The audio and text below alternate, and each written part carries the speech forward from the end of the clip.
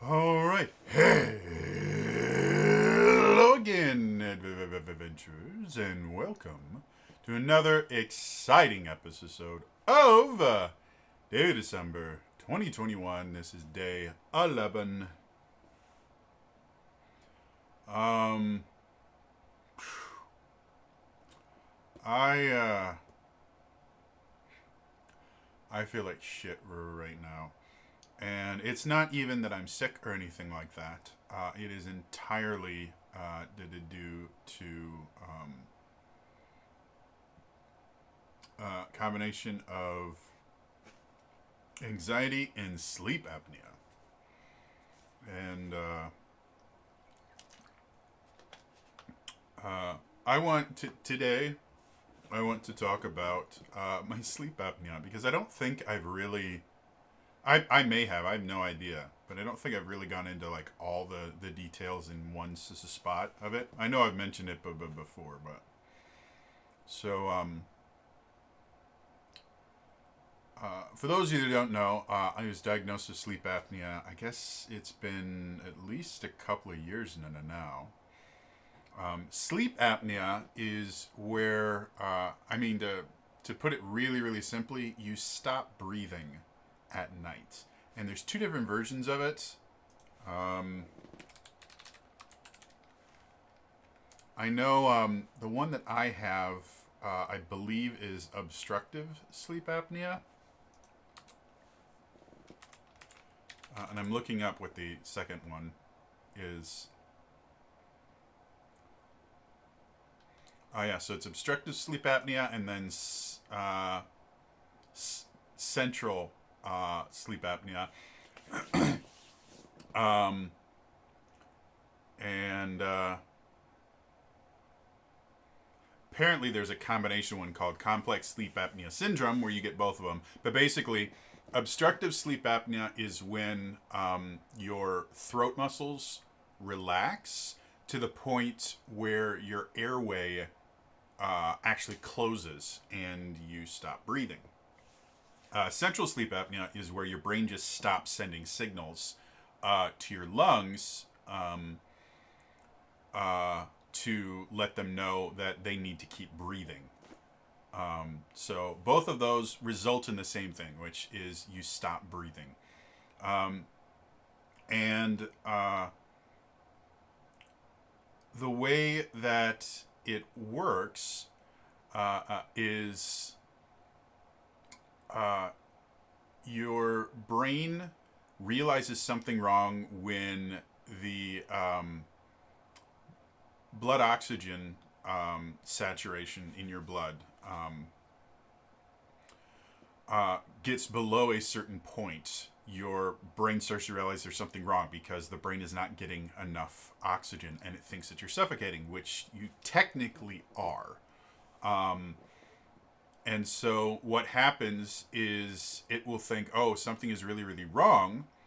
I know what to fix it. It will give a small burst of adrenaline to your system, which will cause everything to start working a little bit harder. That's what adrenaline does. Is it it increases basically all your muscles' abilities by it speeds up your heart, and so fuel can get to your muscles much faster and things like that. So that's basically how it works. Is you stop sleeping as soon as your brain is aware of it. It will give a very small burst of adrenaline to your system, and that will generally be enough to start you breathing again.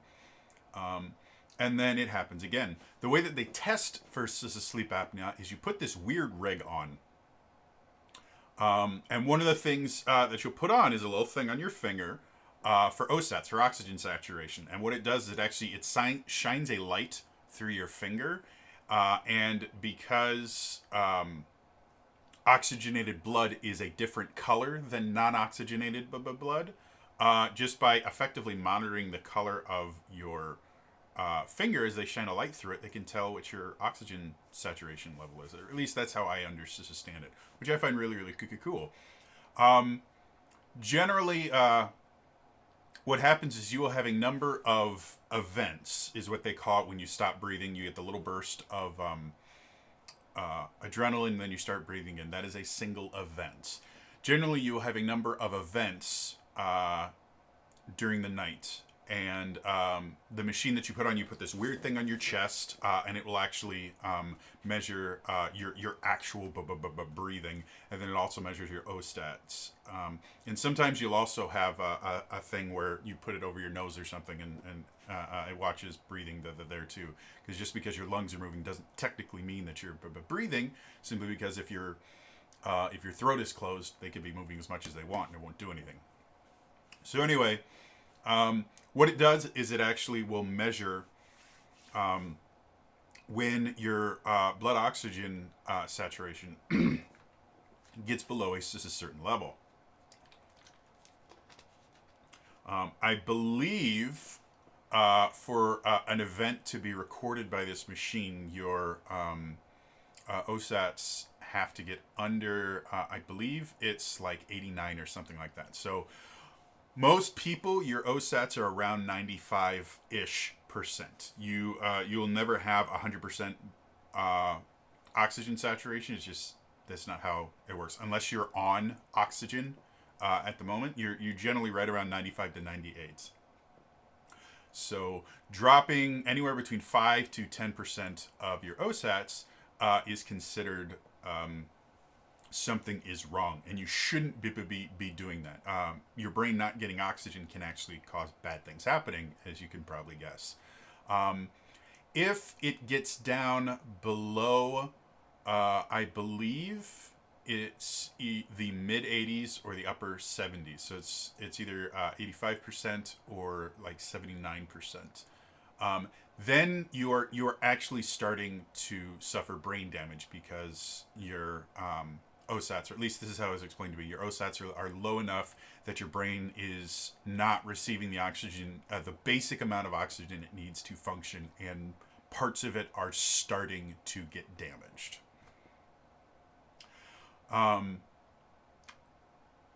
Someone that is not technically classified as having sleep apnea might have what they do is they measure it over the night, but they will give you a measurement for per hour events. And the way they track the events is, again, they'll check when you stop breathing, and they'll check your OSATs level. As soon as it gets below a certain point, they go, okay, event. Most people that have the test, or not most people, people that have the test that are not declared to have sleep apnea and they have nothing that they need to worry about, you can have anywhere between, I think it's like 0 and like 15 events in an hour-long period, and they won't consider you having sleep apnea. There are issues with you sleeping because obviously you're stopping breathing, but your breathing becomes much slower at night anyway, so it's possible that the machine is just reading it wrong and you're not sleeping. So anywhere up to, I think it is 15 events in an hour, they don't consider you having sleep apnea. Going from 15 to about 30-ish, you have effectively like mild sleep apnea. But it's something that can be treated, and you're probably feeling the effects of it. Sleep apnea, because you do not sleep as well, you don't get into your deep REM sleeps, you're always tired, there can be other issues as well. It's not a good thing. Going from 30 to, I believe it's like 50 or 60, that is kind of your generic run-of-the-mill, you have sleep apnea, it needs to be treated. You are definitely feeling the effects of it. And then anything over 50, you have bad sleep apnea. You have severe sleep apnea. When they did mine, I had over 100 events an hour. And my OSATs got down to 72%. So I didn't have severe sleep apnea. I had your body is trying to kill you sleep apnea. Now, how that interacts with my anxiety, because of my panic disorder, I have panic attacks every day. They're extremely unpleasant. And sometimes they only last for 10-15 minutes. Sometimes they can last for hours, or I've had ones that I have been in a constant panic state for most, if not the entire day that I'm awake. Heart rushing, feeling like I'm going to die for an entire day. It is extremely unpleasant. Because of my panic disorder, my brain has effectively been rewired that anytime my body releases any sort of adrenaline, it goes, "Oh, we're panicking. Let's panic." So, like jump scares, I don't watch scary movies. I don't play games or anything that have jump scares in them. I will actively avoid them because getting a jump scare or getting that little rush of being afraid is actually your body releasing just a tiny bit of adrenaline. For me, as soon as that tiny bit of adrenaline is released, I go into a full blown fight or flight panic attack. You may see where this is going. For my sleep apnea, if I have an event, I don't just start sleeping or start breathing again. I go into a full overdrive panic attack while I am asleep.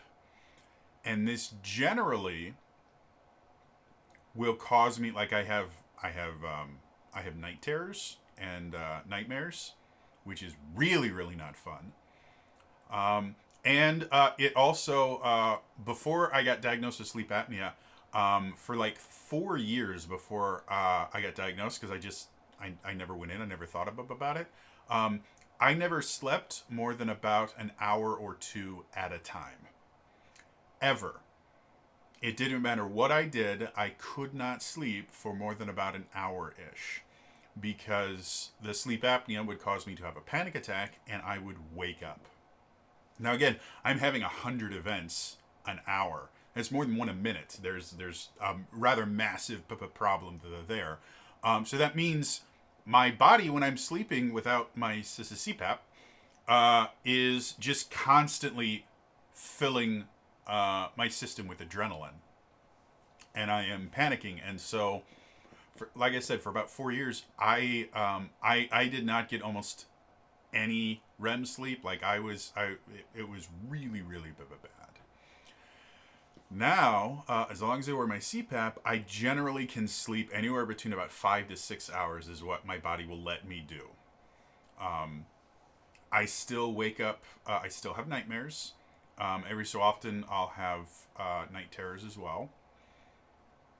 And I will still, if I do have a nightmare, I can wake up directly into a panic attack, which waking up from a nightmare is a weird experience in general, because in your brain you're in an intense amount of danger and then you're in your room.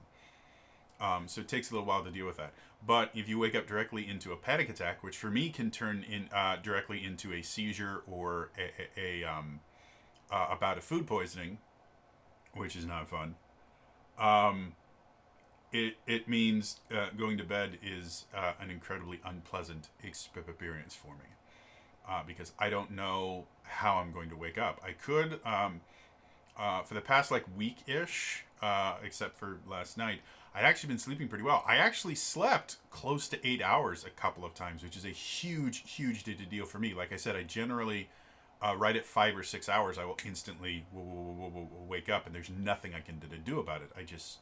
And I can't get back to sleep. I can't do anything. It's just how my body has decided to work. So getting 8 hours of sleep is a huge deal. Except for last night, where I couldn't sleep at all. One of the things that triggers my anxiety is feeling confined or trapped.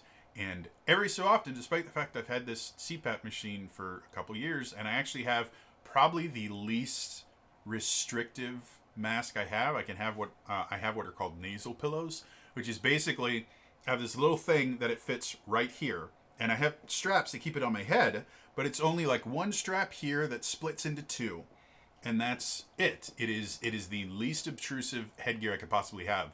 If you've seen people with CPAPs or anything like that, they get very complex. The first one I tried went over my entire nose instead of just here. Went over my entire nose, and it was this huge contraption with multiple straps. They have ones that go over your nose and mouth. Yeah, I have the least obstructive or constricting mask. And still, every so often, my anxiety will just decide, no, we don't want that on. And so I can't put on my CPAP until literally right before I fall asleep.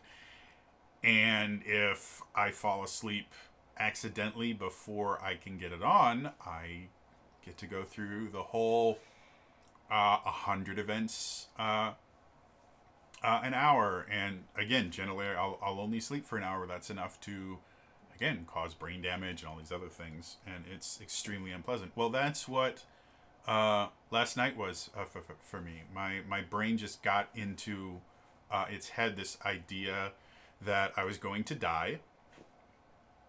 And anytime I put the CPAP machine on, I would get really, really dizzy, which I'm assuming is my conversion disorder bringing up. I got vertigo a little before we moved. So I guess it's been like 7 or 8 months now since it happened. But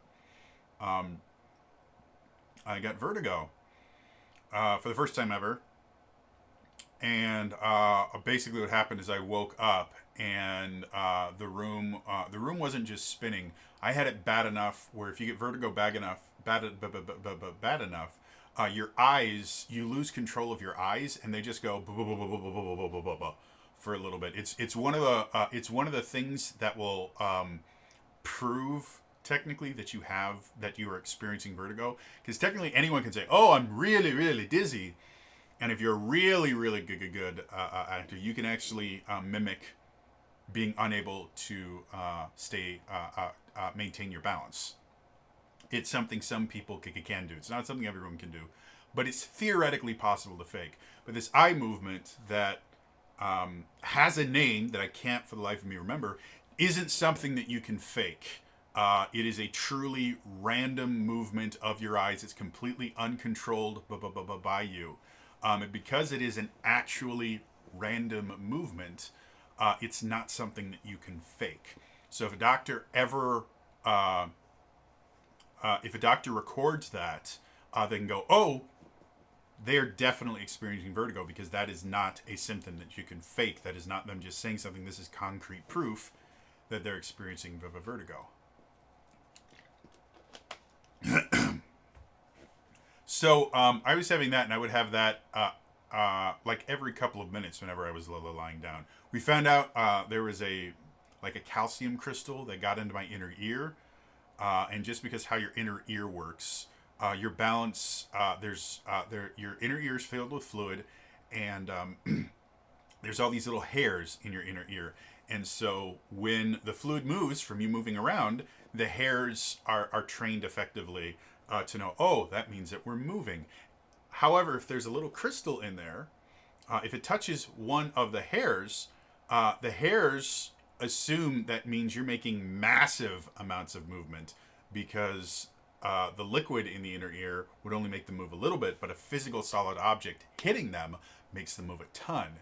And so it tells your brain, whoa, you're spinning around really, really, really fast. And your brain goes, oh, okay. And it spins the room for you. And it's extremely unpleasant. It can get you extremely nauseated, which is what happened to me. Yeah, so I spent all last night convinced I was going to die, unable to sleep, unable to put my CPAP on, which scares me because I know what happens when I fall asleep without my CPAP.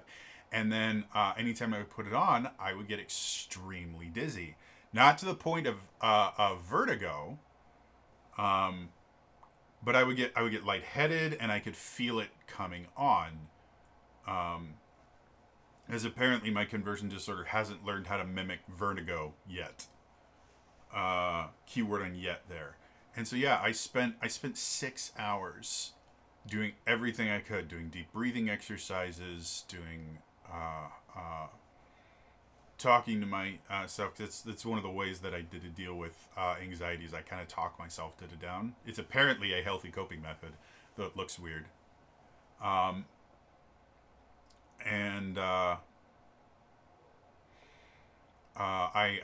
turned on like some TV shows because sometimes that helps. Like anything to distract me. Nothing. I couldn't do anything for 6 hours. I had a panic attack the entire time. I was absolutely convinced I was going to die. It was just extremely unpleasant. And again, I nodded off a couple of times during this panic attack because eventually what happens if you push your body hard enough, eventually you will just pass out. And that's happened to me as well. I have periods where my body will have pushed itself for so hard and for so long that the entire body just shuts down, and I will literally just be in the middle of doing something and I will get hit by this wave of fatigue that is that I can't handle, and I will go from this to like, oh, and I'll get really really tired, and generally within about 5 to 10 minutes I am unconscious. And I have a sleep doctor, and I talked to my doctor about it and went, hey, is it possible this is like some form of narcolepsy or something like that? He's like, no, it's not. He went through, there's a big list of things that would mean it's narcolepsy, and the way that I was describing, he's like, no, that's not how narcolepsy works, which is a good thing. If I had narcolepsy, that would be another issue that I have to deal with for the rest of my life. But I don't. It's just that because of the panic attacks and the fact that even without doing anything, even just sitting in this chair here, I am pushing my body so hard because I'm in constant fight or flight mode that I would just randomly pass out. And so I did, and I didn't have my CPAP machine on, and so then I go deal with my sleep apnea, which encourages my body to increase the panic attack because I'm not breathing, so obviously I'm dead of dying, and it was just this vicious cycle that was extremely unpleasant, and I still haven't recovered from. I got up to run Realms of the Wild, which was amazing, probably the best episode we've ever done. And then I got hit by a wave of exhaustion, and I lied down. I was able to put my CPAP machine on this time, which is a blessing, and I slept, I think, for about 3 or 4 hours, which at this point was a blessing. I was going on like close to like 30 some odd hours without sleep at that point. So yeah, so that's been my life. So sleep apnea, no joke. It is not fun. It can actually cause serious damage. Not sleeping and not getting REM sleep can massively screw up your brain, to the point where I thought that after getting my CPAP machine, my anxiety was going to go away. Because one of the things that not sleeping well can do is it can cause you to develop anxiety. It can cause you to develop depression. And it can also cause you to develop memory problems. You can start hallucinating if you do it a little long enough, which shortly before I got my CPAP machine, the reason I reached out to my doctor is I was starting to hallucinate. Nothing visual, but I would randomly hear people screaming like bloody murder kind of screams in my ears. And there'd be no one in the fucking house. But it would feel like there was someone right here just screaming as loud as they could, and it would just randomly happen. So, yeah, hallucinations are fun. So anyway, so sleep apnea is a real deal. It can be a complication of obesity, which is one of the reasons why I was really happy when I started losing weight, because I thought if I lost enough weight, I might no longer need my CPAP machine, which would be nice because CPAP machine is extremely expensive. The machine itself costs like $2,000, and then the supplies that I have to buy for it, even with my insurance, cost me like $30 or $40. Every depending on what I get, it can get anywhere between 30 or 40 up to like 60 or 70, and I buy them like once every 3 months, which doesn't sound like a lot, but when you're on disability and you have an extremely limited fixed income, which is well below the poverty line, Like, I believe the poverty line is like 10 grand above what I make on my disability. Yay for being disabled.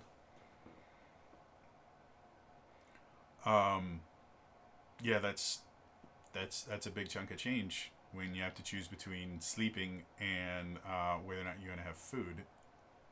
Um, so yeah. Anyway, I just wanted to talk about sleep apnea. If uh, if you personally are having sleep and you're when you wake up the next morning, you're still super tired, um, or you get headaches all the time when you wake up, stuff like that. Talk to your doctor, see if they can send you to a sleep specialist, and check if you have sleep apnea. Again, most people it's not as bad as me. Oh, and fun fact about losing the weight: losing the weight was not going to help me with my sleep apnea, but because I specifically told my doctor, he said, well, it will help. Don't get me wrong. So I'm not technically it will help, but it will never go away because sleep apnea as severe as mine is not caused by being overweight. Even though I was morbidly obese, this sleep apnea could not have been caused by that because it's just too bad. It certainly made it worse. But my sleep apnea is just, I have sleep apnea. And so does, I believe, almost everyone in my family. Like, it was not a surprise when I was diagnosed. Like, I told my doctor, like, everyone in my family has sleep apnea. I'm the only one that's not on a CPAP right now. Can we get me tested? Maybe that'll help my life. Yeah. Anyway, that's going to be my Daily December today. I just wanted to talk about something that really, really upset me. Otherwise, I will see you guys next time. All right? Bye-bye.